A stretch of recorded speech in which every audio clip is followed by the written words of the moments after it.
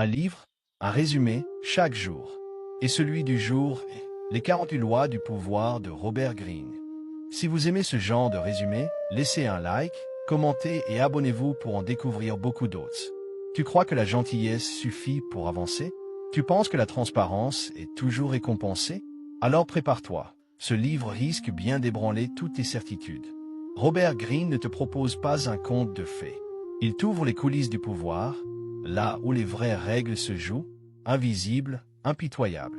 Ce n'est pas une invitation à devenir tyran, mais une arme pour comprendre les manipulateurs, te protéger et, si tu l'oses, apprendre à influencer.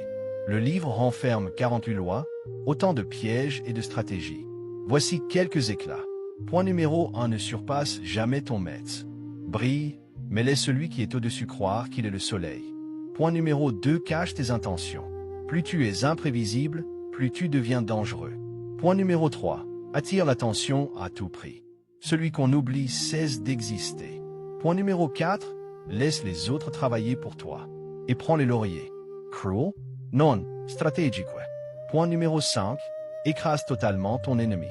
Un adversaire à moitié défait reste une bombe à retardement. Point numéro 6, joue avec l'absence. Trop présent, tu perds de ta valeur. Rare, too deviant precious.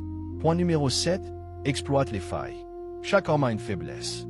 Trouve-la, et tu tiens le levier du pouvoir. Point numéro 8, méprise ce qui t'échappe. L'indifférence est plus tranchante que la colère. Point numéro 9, sois fluide. La rigidité brise. La flexibilité gouverne.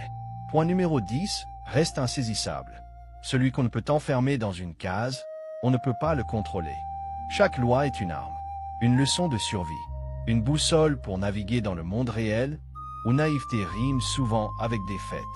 Robert Greene ne t'enseigne pas la cruauté. Il t'apprend l'observation, la stratégie, la maîtrise. Car le pouvoir ne se limite pas à la politique ou à la guerre. Il s'invite partout, dans le travail, l'amour, l'amitié.